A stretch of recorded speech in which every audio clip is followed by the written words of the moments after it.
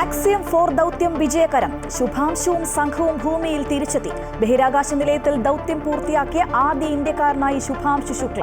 നേട്ടം പ്രചോദനമെന്ന് പ്രധാനമന്ത്രി നരേന്ദ്രമോദി. ആനന്ദക്കണ്ണീരോടെ കുടുംബം.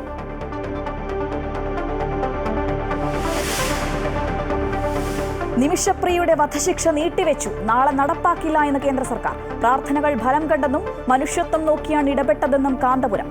ആശ്വാസ വാർത്തയെന്ന് നിമിഷയുടെ കുടുംബം.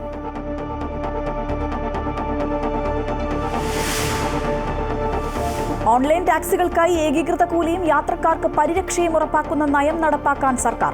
ട്രാൻസ്പോർട്ട് സെക്രട്ടറിക്കും കമ്മീഷണർക്കും ചുമതല. നടപടി അമൃത വാർത്തകളെ തുടർന്ന്.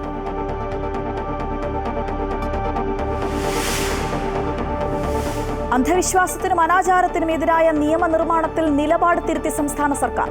പുതിയ നിയമത്തിനുള്ള സാധ്യത പരിശോധിക്കുമെന്ന് ഹൈക്കോടതി.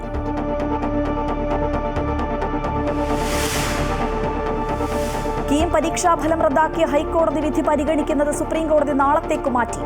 സർക്കാർ നയമല്ല നടപ്പിലാക്കിയ രീതിയാണ് പ്രശ്നമെന്ന് സുപ്രീംകോടതി. കേരളം ഹർജി നൽകുമോ എന്ന് കോടതി. പ്രവേശനത്തെ ബാധിക്കുന്ന നടപടി എടുക്കില്ല എന്നും സുപ്രീംകോടതി.